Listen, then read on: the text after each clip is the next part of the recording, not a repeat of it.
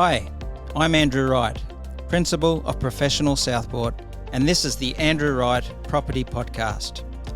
I've built a multi-million dollar property portfolio, delivering a seven-figure annual rental income, and led my real estate team through thousands of sale and lease transactions.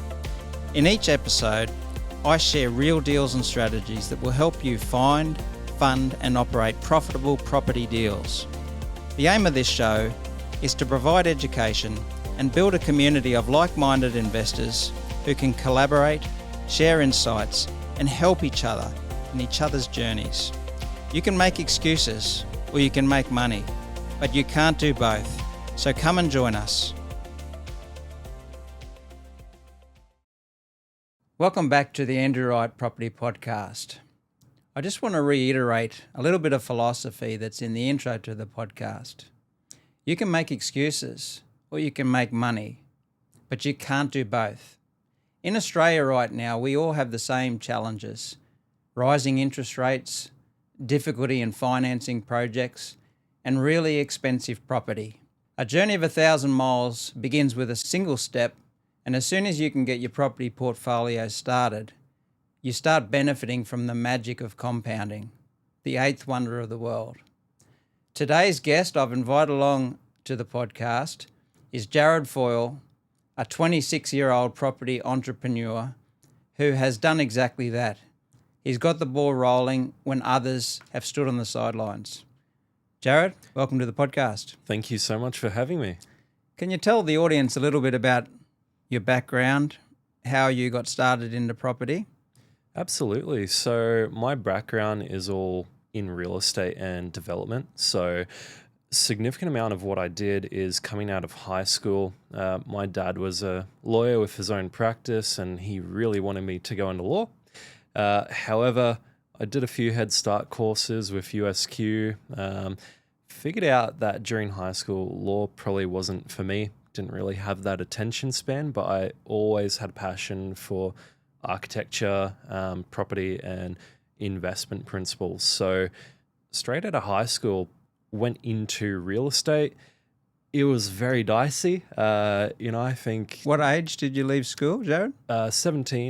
16, turning 17. Okay. And essentially started out with a couple franchises, I think no more lasting than 3 months at the time. So it was very dicey to get into the industry. And landed in development first and foremost. Developer in the city that was specializing within land subdivisions, townhouses, and apartments. In Ipswich? In Brisbane, and they were specializing with some land subdivision in Toowoomba, apartments in the city, Northside townhouses. Unfortunately, we didn't do a lot in Ipswich. Okay, fantastic. So moving on to... After that job, you bought your first property at age 18. Is that correct? Correct, yes. It was a 2-bedroom, 2-bathroom, 1-car unit in Zillmere. And how did you get that first finance approval to buy that property? Well, I was very fortunate that I had some knowledge going in. We had an in-house mortgage broker at this development company. And one of the biggest things that I had to overcome was, firstly, income. So I was in a sales-facing role. I was on a base wage of $40,000 plus commissions. I went through so much research into the calculators and such, seeing, okay, if I was on 40 grand, what can I actually do? I look at my commission. They shave 50% of that for my servicing. So I said, okay, I need to get a higher base rate. So it was a little bit ballsy potentially, but I went to the director of the company and I said, listen, I'm on a base wage plus commission. Track me for 3 months. I'll do my commission spreadsheet. Do not pay me a single dollar in commission. If I outpace an extra $20,000 of annualized income, just make my base wage $60,000, no commission. Went through a 3-month process. My annualized commission was looking like it was going to be $30,000, and that's a great deal, right? Yeah. I showed him that I could do it. I forewent 3 months of additional income and took that sacrifice, but he was a man of his word and gave me a $60,000 base wage, which serviced me at that time for around a $400,000 to $450,000 loan. Wow. And do you think you got a good deal on that first property, or you just paid fair market value? I did get somewhat of a good deal. So this particular developer, I was looking to obtain the first homeowner grant, and I didn't actually have a full deposit. So I looked at a couple different methods of getting in just as soon as I could. Yep. One, I had $15,000 for the first homeowner grant. Two, I found this development. It was a small scale development. They had sold 13 of the 16 apartments in the block. The remaining 3 at the time, they had just started another development down the road. So they told me, hey, we really want these last 3 gone. This is essentially where most of their profit was, within these last 3 units. So whereas everyone bought for $380,000, my entry position was $330,000. $50,000 difference. Wow. $50,000 saving. What a great start. And did you end up hanging on to that property, Jarad, or did you end up selling it? I held on to it for a few years, and I did sell it after 2.5 to 3 years' time. But in the meantime, it did unlock a few other things for me, such as entry into landlordhood, figuring out how to deal with tenancies, manage cash flow from rental, and if they pay a week or 2 or 3 late, it was definitely a learning curve. But it did definitely set me up very well. Okay. I should have mentioned in the intro here that Jarad, at 26 years of age, has purchased more than 15 properties. That's 15 properties at age 26. So when I started by saying you can make excuses or you can make money, this guy is a classic example of having a go and making things happen. So we're not going to go through all 15 today, but we're going to go through a couple of the transactions. Now, your portfolio, you've bought and sold up to 15 properties, but you still have 5 in your portfolio long-term holds, is that right? Correct. 5 long-term.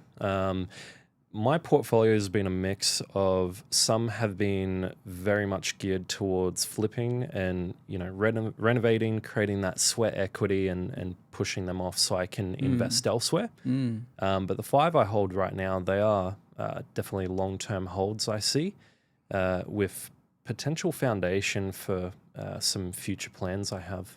Fantastic. Just coming back to that finance scenario, straight away when you mentioned deferring your commissions to increase your base salary, it just made me feel good, because that's exactly what I'm doing with my son at the moment. He's a real estate agent working in my business, and for the last 18 months, I haven't paid him any commissions when he sells something. I say, look, we need to get your salary up so the bank can lend you some money so you can get into your first home, and that's exactly what I've been doing with my son. It's a really good thing because, again, from a finance standpoint, the shading of commission income is so dramatic, especially if you're in a position that's so heavily geared for commission. Absolutely. And I'm pretty sure that nothing's changed on the lending side. I think the majority of lenders will not take your last 12 months of commission as a gospel for your capacity to repay. No. Jarad, you mentioned you only had $15,000 deposit for that $380,000 purchase. Given all the costs of buying a property and stamp duty and all that sort of stuff, presumably you got some sort of government incentives or exemptions on stamp duty. How did that $15,000 get used, and how did you have enough equity there to buy your first property? So one of the great things was a really creative mortgage broker and utilizing bank policies to suit me. I knew I wanted to get in immediately. And there are still lenders to this day that still have this policy wide open. Some people can be really good earners, terrible savers. I ended up having a car loan. I owed about $10,000 on it, but my repayment was $600 a month. I didn't increase my actual base living rate But I was able to get a personal loan to, one, pay out that car, but also give me the cash balance of $15,000 that I needed to get into this property. I did pay out that personal loan within 8 months after I purchased it, just out of diligent saving and paying down. But I was not really good at saving. Okay, gotcha.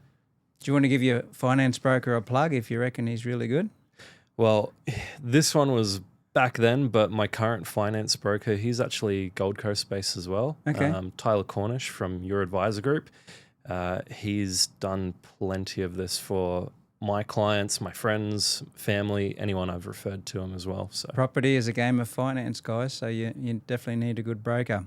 It's so easy to overlook this, but you were 18.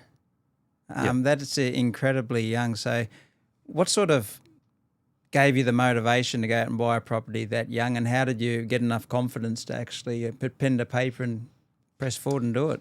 I think it was a little bit more unique, my circumstances, to why I wanted to get in so early. There were a couple different things playing at that same time. In high school, you know, I told everyone that I'd be buying a property at 18, and you know, it was always a goal. However, my father, as much as I say, you know, he was a lawyer with his own practice, no, I didn't get any inheritance or anything like that. He actually got diagnosed with cancer when I was in year 10. So one of the things he told me was he really wanted to work really hard so he could provide me a property. And I thought, that is a shit thing to say. Like, I don't want my dad working so he can pass something off to me. I just told him, mate, spend it all. He did that very well. He died bankrupt, about 6 months bankrupt before he passed away. So with that, I had the motivation of being able to, one, you know, achieve the goals I had, but to kind of show him that, hey, I can do this. It's okay. Just don't stress. Wow. So that's really, I can just feel a backbone of strength in your character from what you've gone through there. So you've been working in real estate right from the start. Did you have any mentors there? Like before you bought that first property, was it one of your bosses or one of those developers? Did they actually become a mentor, or was there an online mentor? Were you listening to podcasts? How did you actually get that information? So back then I was very much in the car scene. Really loved having, you know, JDM Euro cars and going and meeting people. And very quickly you start to realize how expensive cars can be. And throughout that, you know, I was always going to car meets and meeting new people. Where I was working, you know, I could rely on my director for advice and such. However, you know, it was a little bit of a too busy kind of situation sometimes. But he did provide good advice when I could get him, you know, latched down. But throughout being in the car community and meeting people, one of my mentors very early on was Peter Doja. He actually runs a security company. And at the time, you know, you look up to people like this because they have the supercars, you know, and they are approachable and they are very nice and they are willing to have conversations with you. That's one of the most surprising things, right? Where I felt a little bit more confident going and approaching these people because I had a backing of property. And having those conversations, particularly with Peter, when my dad passed away, he's the one who actually told me, okay, let's review what you do day in, day out at work. By this time, we had actually brought on a housing builder and we were doing custom house and land packages. And I was showing essentially what I do day to day in my job. We looked at the profit, which was around $40,000 a deal. He saw that I was doing, you know, 2 to 3 to 5 a month. And he said, okay, you can replicate this. And that had never necessarily crossed my mind before. So immediately from there, he gave me the courage to just go ahead and give it a shot. You set up your own business. Correct. That's where Incline Property was started, and it was mainly just dealing with builders. And I specialize with infill blocks in better areas, not the land subdivisions, and custom designs with a builder.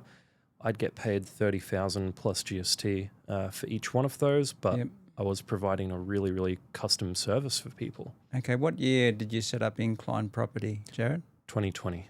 2020, so just over 5 years. Fantastic. Just going through your journey here, I'm referring to my notes. It says you bought your second property just 8 months after your first. Now, you said you weren't a good saver. How did you come up with the equity required to finance a second purchase in just 8 months? Two things. One was the beautiful thing that is capital growth and buying a good deal. But the second thing about that was negotiating a rebate within the contract, paying a little bit more, but getting some funds back so I could essentially fund some further renovations of that purchase. Okay, was that a unit or was it a house? House. A house. Fantastic. In Capalaba. And did you end up flipping that one, or have you kept that one? That one was sold. You made a profit? Yes. You're a flipper. You've in the past you've transacted. Well, if you've bought 15 and you hold 5, you must have sold at least 10 properties, which is a lot. Talk to the audience, and I have not been an advocate of flipping simply because of don't like paying tax and stamp duty on the new ones we buy. But for some people, it helps, particularly in the early stages, to increase your deposit for the next one. Tell us your philosophy about what I said. Do you agree with what I said or disagree with I don't like the extra transaction cost, but I'm not right or wrong. We just all have different processes. Tell us about your views to flipping, why it worked for you, and are you going to continue doing that in the future? Flipping has been a great thing for me personally. It has provided me so much knowledge about buying property, understanding condition, understanding construction costs, and what can be done to create that sweat equity. Initially, I was taking my wife house to house. These were personal residences that we were living in. So the tax side of it, negligible. It's none. Unless I'm selling within a 12-month period, then my stamp duty is prorated from owner-occupier to investment standpoint. So really, really gets a leg up where you're buying these properties that are in distress. You're buying them maybe in better locations than what you could have afforded if you just wanted something turnkey, ready to go. Yep.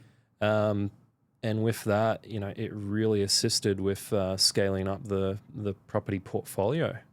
That is an awesome answer, and I would 100% agree that is an awesome strategy. If you can use your principal place of residence and add value and sell capital gains tax-free, that is an awesome strategy. Okay, so moving on, let's have a look at, you've nominated one of your purchases to have a chat about in Brassel. Looks like you only just bought it recently around Christmas last year, which is only a few months ago. Yeah, tell us through that deal. 23rd. Settled 23rd. 23rd, so the day before Christmas Eve. Yeah. Tell us about that deal. This one is a really unique purchase, and I wanted to raise it because it has a few different elements to it. One, I bought it for $895,000. And currently, without having touched much on this property, it's valuing up at $1 million flat. There are definitely things I can do to push it a little bit higher as well, just with some further landscaping, repaint inside and such. This property, though, was something that I maybe wasn't going to purchase. And it purely comes from the fact that I had my daughter. She's almost 9 months old now. Congratulations. Thank you very much. And I was talking with the wife and I said, listen, I see the climate and I see how quick prices are growing, and I can see the media, how negative it is around home ownership for young people. So I said, Her name's Lucy.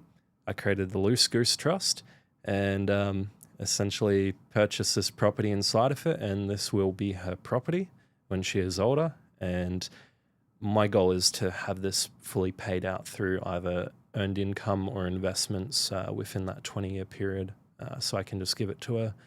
She can do what she wants in her future. She's not mandated by anything. The reason why this property almost wasn't a reality is when I started looking, I said, okay, I'm looking at duplexes only. And the wife said, no, she needs to live near us where we are going to be in our future. And I said, okay, so my strategy shifted to I want to get as new of a property on as big of a block as I can. So I was just very much on land size. I didn't even see this thing at an open home. I just made the offer, signed the contract. Land size? 2,024, Wow. half an acre. Wow. So in Ipswich City Council, what is the requirements with low density residential to subdivide a block there? Depends if it's a large home site or if it's in character areas or such. Yeah. Generally 600 square meters is what you need. And then the larger home sites are 1,012. That particular site, does it have enough frontage or are there any other constraints that might stop you subdividing that later? There is plenty of frontage. The house position is fine as well. It can definitely be utilised, and most of the block, because it's the end of a cul-de-sac, most of the blocks are 1,000 square metres. So there's no flood overlays or anything like that there? Fantastic. Well, that's got to be a long-term hold. Absolutely awesome. Okay, another site you've purchased for $535 in December 2022.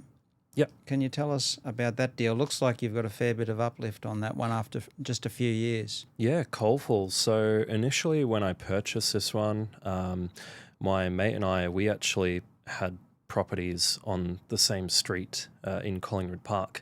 We had really, really good uplift from COVID growth and such.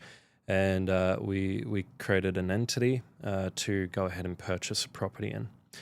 This one in particular, when I did purchase it, it was halfway through a renovation. They built a massive 4-car carport, and the neighbour, when I first talked to the neighbour, they were saying profanities, saying they built a bloody Bunnings warehouse next to me and this and that. So they went through council and everything. It was compliant. The neighbour had no kind of recourse or anything. But they moved because I believe they were just over it. They didn't want the fighting with the neighbour and such. So they made every attempt to just get up and abandon ship halfway through their renovation. So the kitchen was undone, walls were unpainted, different portions of the house. Like there wasn't even a vanity in the second bathroom as well. That's how I purchased it. Was it online? Was it advertised on realestate.com? Yeah, it was advertised on REA and Domain. I just saw it because of the back balcony. It was stunning. Really, really nice setup with 2 double balconies on a good sized block, 900 square meters. Yeah. Instantly, the character kind of drew me to it. So your purchase price, December 2022, just over 3 years ago, $535. Current value? Just got valued at 1.3 million. Is that you on RP data, or did you actually get a bank to send a valuer to extract some equity out of it? Heron Todd White bank valuation, and I extracted some equity out of that. Fantastic. That's an awesome story. So 535 to 1.3, that's an uplift of $765,000 in just over 3 years. That's $250,000 a year. And this is why I love doing property podcasts. I mean, it doesn't matter how much money you earn. Jarad's 26. The chances of him saving $250,000 a year in cash after paying tax on any kind of personal exertion is just a near impossibility. So this is the power of compounding. This is the power of property, and it's just so exciting to see success stories like that. And at age 26, I got to be honest, like if you continue to push yourself in 30 or 40 years' time, it's just going to be a phenomenal story of success, Jarad. So it's just so impressive at such a young age. Thank you. What did you actually see? Like, why is it? Just tell me, why does it value up? Have you added value to that site? Why is it worth 760? I know Ipswich as a region has had a good uplift in the last 3 years, but have you actually done anything to the property? So one of the cool things about this property is when I did buy it, as I said, I bought it with a mate in an entity. We put $50,000 into it to paint and finish the project. So with that, it then jumped up very well to that $780,000 value. At that point, my mate didn't want to kind of fund negative cash flow from what the rents were back then. So took the profit, paid him out, and he went off that entity. So it was just mine at that point. From there, I was planning on maybe using it as a personal residence. So I did redo the kitchen again, added a whole new bathroom, did a few extra things, but in total, I've spent less than $150,000 on improvements on this property.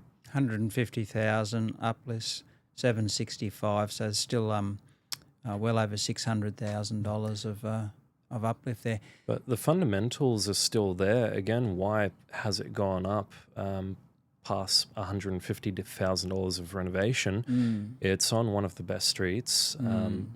Coal Falls, Wood End, Saddlers Crossing. It's like a golden triangle for heritage buildings that people just love. And most importantly, the fundamentals of it's a 5-bedroom, 3-bathroom, 4-car home on 900 square meters. That's huge. Where else are you buying a property of this size apart from this home in this area? Just coming back to that heritage situation, my understanding is with Ipswich City Council, or it might be the state government, but I think they classify it, is it pre-1949 or is it pre-1959? Are you familiar with that? Generally 49, but if it's actually in a character area as well. Okay. So one of the properties I've just purchased in Ipswich is in a character area. Yeah. So I do have to be a little bit more diligent with what works I do. However, this Coal Falls one, outside of everything. Yeah, right. So you just got to be careful if you see a pre-1949 house and you're wanting to sort of make changes or knock it down or something, you might get a nasty surprise if the council says, no, you're not allowed to do that. So make sure you talk to someone who's got the experience there or a town planner and just make sure you can actually do something with the site that you want to do if there's a pre-1949 house there. Well, I've got a tip for people. If you're playing at home, essentially create an account on a site called Develo, put in your properties that you're researching and you would like to purchase, and within 5 minutes you'll have a full report that gives you where the sewer lines are. It's a prettier version of Dial Before You Dig, and it's easier to look at just a glance with 2 minutes of research. Is this just an Ipswich thing or is this a Queensland? Australia-wide. Can you spell out that website, please? Develo, Develo. Fantastic. I've learned another thing there myself. I'll do that when I get back to the office this afternoon. Okay, so if you've done 15 deals already, I'm hoping that you're not super, super lucky and that you've actually had a bad deal, Jarad. Have you had any bad deals? I have had a bad deal, one, and it was a flip project. It was from day dot, I knew I was flipping it. What happened? What were the numbers and how much did you lose or did you break even and did you make any mistakes? So this one actually went in with 2 other mates because, we were doing fantastic things at the time with other properties and definitely made money. This one, I was trying to travel outside of Ipswich and found a project in Jindalee. It was a tough sale because the house itself was octagonal, so it was undesirable from the start because it was very original 80s octagonal house in Jindalee. with this one, ended up losing $30,000. So split between the three of us, 10 grand each. Plus your time. However, yeah, that was the big thing that I lost. So the other two business partners, they weren't self-employed. They could, go to work, they get their wage. This one, because of how big the renos were and how time intensive they were, I essentially put everything on hold for 3 months to get this thing done. Wow. It's definitely an issue. In the podcast I released last week, I talked about walking away from a deal in Gympie because whilst it had potential up there, this site needed heaps of work, and I would have been driving 6 hours, 3 hours to Gympie and back every day to do the renovations. And you've got to have a look at the opportunity cost of time spent in your own business. Even if a deal makes sense, if you're going to lose a whole heap of your time as a real estate agent or any other occupation, you've just got to take all of that into account. Let's talk about flips. What's a typical margin if you are going to continue flipping? Do you think you should be aiming for with a flip? So with flipping, I generally try to target anywhere between $100,000 to $200,000, but it's also time dependent too. I'll take any flip that I can make $100,000 on if I'm spending around a month to a month and a half on this project. But I will spend the 3 months if I'm making a couple $100,000 of equity. Okay, and that sounds like in low price brackets under $1 million, like that sounds pretty aggressive. Like, you probably haven't worked out the exact numbers, but what's your success rate? Have you done that 75% of the time with the flips? Have you achieved that sort of goal? Well, every one bar Jindalee. Gotcha. One of the opportunities that every person has if they're struggling to come up with the lending criteria to get a loan in their own right. Can you just tell us, this is not advice, you should seek advice on this, but how did you structure those joint ventures? Was it a unit trust or was it just a company? Yeah, so unit trusts, you have shareholders, directorships. There have been, again, this is being able to get in sooner and earlier. Some projects, there's pooled funds. So it's, two of us going in and we're sharing the risk load for these renovations and we're sharing the profits, which is fair. You also get someone else for opinions and having discussions, because it can be a little bit lonelier especially if you're my age, wanting to push through and purchase property when all of your mates might be at the club still, or, trying to travel the world and such.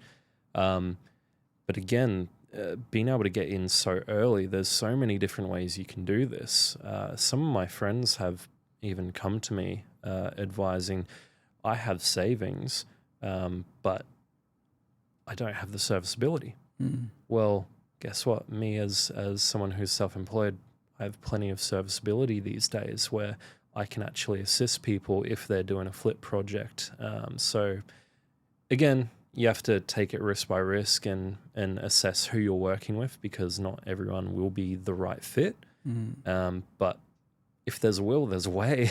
Absolutely. So, I think it's been an incredible last 5 or 6 years in the residential property cycle for your strategies to work. Going forward, I'm actually not very confident that the market will be so generous for the next 4 or 5 years. What's your views on, are flips profitable now, or will they be profitable now? And do you think there's a heightened risk given the elevated interest rates and the simple fact that you're paying so much more for sites these days? I have a pretty big risk appetite, and again, I'm still buying properties actively right now as well. So I am adding to my flip schedule. Yep. And there's about 3 coming up within the next 2 months that are secured and finance approved, ready to go. I find a lot of the risk is mitigated right now, though. The reason being, I know you say it might not be as fruitful or it might not be as possible, but realistically, if you look at your replacement value, you can buy townhouses in areas that are well below replacement value cost, even for the same spec. And that applies to houses as well. You cannot replace these houses for the price you are buying them right now. If you've looked at the cost of constructing a brand new home on a typical lot that is flat with no dramas whatsoever, you could be spending $600,000 on a build very easily. And that's if a builder will give you a fixed price contract, which at the moment they're not. Yep. So at the moment, the risk for building is way up here. It's so high. So that means all of these people who would consider building, they're going and buying established. They're utilizing whatever grants that the government throws out. But at the same time, build pricing is just going up. So I believe buying established property and especially adding value through renovation is going to have somewhat of a shield on it. I guess I was just thinking through your response there as you were talking, and I guess at the end of the day, you're not even using market growth as a strategy. That may assist you, but you're looking to add value immediately anyway with what you're doing with the renovation. So you, in a way, you're not even relying on the market going up. I have never accounted for market growth in any form of feasibility. It has always been, at this point in time, if I were to take the same property unrenovated versus renovated, what can I sell it for? And if it's going to be a loss after renovation, it's not the right project. Jarad, have you come across renovation or flip deals where, I mean, obviously when you repaint something, you put in new carpets, it looks good, it smells good and all the rest of it, but there's a bit of a challenge when you're doing structural works because you can spend a lot more money and people don't actually see the difference. So have you come across deals where maybe you walked away from under contract or you just didn't make any offers because even though it looked like a good deal, there's just too much structural work that if you invested the money, you weren't going to get a return on it? Absolutely. There was actually a property in Helensvale. During the cyclone weather that we had, essentially it had a tiled roof and it was like cheddar cheese, it had holes all throughout it, and that caused significant damage. Insurance went through, did a make safe, and the seller had essentially left that property locked up with just tarps over the roof, which blew in the wind for probably 6 months. So you then went through it and it was all moldy now. Yeah, right. And I had an appetite up to $700,000 for this one. It did have good views of surfers and everything because it was high up. Yep. They wanted 760. Again, I just couldn't get to that point. I did have really good contacts for chippies, roofers, such like that. And everyone said, yeah, it is possible. We can do this. However, the big killer, and this is coming out of me wanting to do things right, mold remediation for that job, purely because, not from the damage, but just for sitting it there for so long, I had a quote of $90,000 for mold remediation. Wasn't worth it. Wow. And was this during a due diligence period or did you actually have this under contract at that time subject to due diligence or some other clause? This was through the negotiations. So because it was an off-market deal and I was dealing directly with the seller, there wasn't a pressure to act very quickly. Yeah. And I look at everything. That mold remediation, again, very expensive. What happens if I paid a carpenter $60,000 to, put in all labor and new material to just rip studs out and replace them? I looked at it from every angle, and unfortunately, there was just the disconnect between me knowing I wanted to provide a really, really high-end finish and a good structural quality to it not making sense. Yeah. Mold is a scary thing. I know we've spent thousands of dollars on properties in our rent roll fixing mold, and sometimes 6 months later it just comes back. It might be a structural thing with the ventilation in the house or what have you. And sure, we have had lots of rain the last couple of years, but it is something that you need to have a look at it with your due diligence. Mate, how have you found financing over the last, so that's about 8 years you've been travelling now. Yeah. Do you think it's harder now or easier or the same? How have you seen the finance landscape change during that time? When I started, it was definitely difficult. However, there still were ways. And again, that's just having conversations and making plans with finance professionals, right? Especially if they're in the same mindset of you as to getting in as soon as possible and scale. These people will help you. They will create a plan. And again, it's then up to you to execute.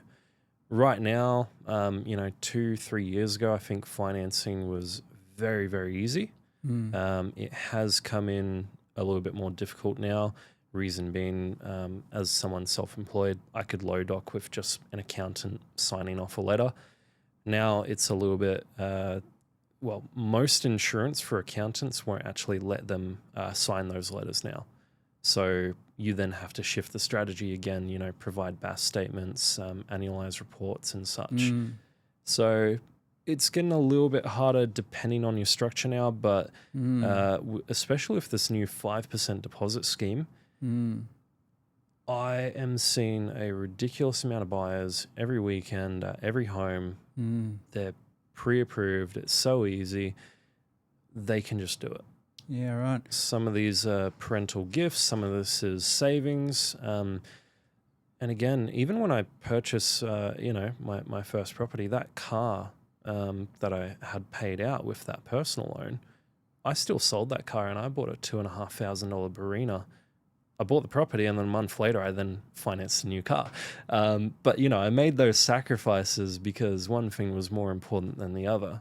Good on you. Good on you. And that's what needs to be done. So I just point out on that finance, you're self-employed, and I think probably over the last 12 months there has been a proliferation of lenders that will actually take 1 year of tax returns for a self-employed person as opposed to like 3 years, we used to have to put in. So there is some relaxation there. I'm an Ipswich Grammar School boy, Jarad. I don't know if you knew that, but I went to Ipswich Grammar School. Yeah. 1983 to 87. Yes, I'm old, but it is the best school in the world if you love sport, and I was a boarder there. Why have you focused so heavily on Ipswich with your investment portfolio? I think the first thing is comfort. So I'm originally born in South Australia. We moved up to Brassel, of all places, when I was 5. Went to Brassel State Primary School. When I moved in with my father, separated parents, I was in Brisbane, so I went to Brisbane State High School and Music Industry College. I found myself coming back to Ipswich because it was very much a comfort thing. I knew it. I was not born here, but, raised here essentially. That's the first thing. And then the second thing is just the livelihood of Ipswich when it comes to events held by council, infrastructure that is coming to the area and promoted, and the amount of things that are just happening from a family space, it makes sense. And again, one of the best things that I see being in flipping is if I can see that other people are spending money on the street and you're buying the worst house in the best street because everyone's renovated, but this one's just hasn't had the funds to do so and they've lagged behind over time, immediately that's a great feeling. You know that people are pouring money in. And again, you can even use Bunnings as an investment indicator, right? They spend millions on research for locations. Coal Falls, Brassel, well, you have West Ipswich, which services that ring of, those western areas, but also Raceview and such. Bundamba, the original, they had Bavau, they moved it to Bundamba. It flooded, got totaled, and they rebuilt Bundamba. There's not a reason for them to rebuild a flood-resilient structure in Bundamba if it didn't make sense for them to have it there. And that means there's increased cash flow and spending into those areas, people are improving their properties. I agree 100%. It's an exciting area, and it was a lot more exciting 5 or 6 years ago when you could buy houses for $150,000. But I've always looked at Ipswich, and not only the large sizes in square metres terms of the blocks of land compared to a lot of other places in Brisbane, but the beautiful character of the homes. Like this, if you ever drive through Ipswich, you can see all of these beautiful character homes with the massive balconies, the Queenslanders, and it's just such a beautiful place. So I'm a big fan. I've invested in Ipswich myself and will always do so. It's just a great spot. Mindset, discipline, risk management. We've talked about you had to sell your car so that you could get into that first deal. What other sacrifices have you made? I mean, quite clearly you've invested a lot of time with all this flips, but can you just talk through the sacrifices that you've been prepared to make that up till now a lot of your mates you went to school with who are also aged 26 haven't made, and perhaps that's why they don't have a 5 property portfolio at this young age? Maybe my scenario isn't ideal because sometimes it has looked a little bit like a yo-yo, for example. And the reason why I say that is, time is a huge investment. And generally speaking, I'm a little bit selfish in the sense that if I do make good profits and such, I will go down a reward route. And again, at my core, I am a car nut. Blame my dad for that. So I will buy the things like cars and such. I'm not buying, designer clothes or anything significant. Yeah, I've got a Tag Heuer watch, but I'm not going crazy on things like that. So a lot of it is cars and experiences. And I get to these situations, right, where I get kind of comfortable for 3 months, 4 months after a reno. Then I go again. And sometimes in that situation, I'm selling these toys. For example, during a lot of the capital growth and such, I ended up having like 2 Audi sedans, highly modified. I ended up having an Audi R8, a Tesla, and a nice SUV and a Ute. Well, when I came to the next project, it was sell down, focus there. And then once that project was done, again, rebuying new toys, experiencing new things, sell. So it's been a little bit like a yo-yo in that sense. But the sacrifices I make are well balanced with the rewards as well. And the biggest sacrifices aside from time will be when I'm going into really intensive renovation phases where it's towards the end, cash flow does get tight, especially without renters in there, or if some of the portfolio, which most of it is negatively geared right now, you're contributing more cash flow. So I'll always let go of cash so long as it's for property, willingly, without a doubt. Okay, good on you. So a little bit of that, I'd summarise a little bit of that mindset into work hard, but play hard as well. Like it's good to reward yourself if you're putting in the hard yards, and you've got to enjoy your life. So good on you. Moving forward, I don't know whether you're like a guy who writes down all your goals. I do tend to do that, but do you have a plan for the next 5 years? Like, have you got something written down for yourself, or is it in your mind as to what you want to do going forward? I originally had a written 10-year plan, and achieved pretty well all of that within 5 years. And again, going into the last 3 years, it has just been a focus on kind of gaining experience and education within the construction principles, and a lot more focus on building my business so I can build income to do more things, especially going into the future. But right now, I've identified that I'm kind of at that road where I need to now look for new mentors, now have more conversations about what other people are doing. For example, yourself, you'd be fantastic for kind of guiding me further and kind of creating a little bit more structure and strategy for long-term proofing, because again, it's that point in the road. I've been focusing on time-intensive properties, and I've been getting a reward out of it. However, it has come to some of those sacrifices of cash flow and such. Whereas, I know someone like yourself, you talk about cash flow all the time, and positive cash flow, not negative. Well, look, Jarad, even in my situation, I certainly would not want to have 5 negatively geared properties. You're talking the right lingo, and maybe over a period of time, I hope that you get some exposure to commercial property. I'm happy to provide any help there where possible going down the track to get you into those higher cash flow investments. The funny thing is too, that's where I'll need your guidance. And again, it's I can make the excuse, or I can just have these conversations with people such as you. I need to put something in a self-managed super fund for a tax advantage. And I did only just started the search 2 weeks ago, right?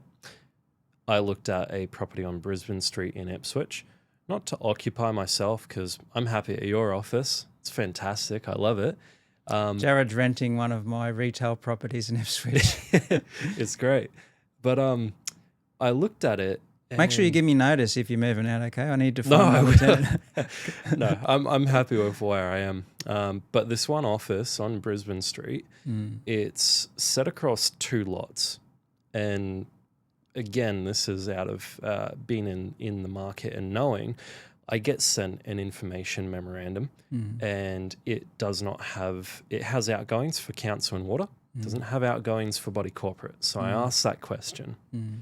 And I, of course, know it's across 2 lots. So I'm thinking, I wonder if they've discounted one of them or if they're both equally assessed. Anyway, finally get that data. They want $550,000. The rental appraisal, $30,000 to $35,000 a year. Outgoings are $19,600 a year. Body corporate is $11,500. That means a net yield of 1.9%. Yeah, and there may be land tax implications as well. Maintenance.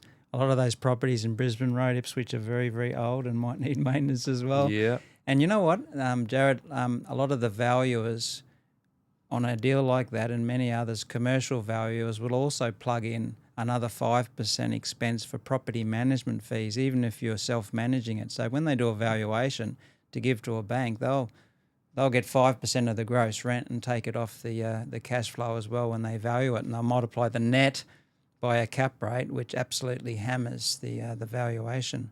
So that's exactly where someone like you would be vital for advice like that, because that to me screams bad deal. And as much as I'd love to buy it, I think that's a walkaway point, right? Absolutely, happy to help, and I'd also be very pleased to consider doing due diligence with you in one of those unit trust structures on a joint venture, because I absolutely love Ipswich, and happy to chat further. Okay, so rapid fire round. We're coming down just five quick questions. See if you can see what comes at the top of your mind here. The best deal you've ever done? It was actually one in Bundamba. Older gentleman who had owned it brand new since the 70s.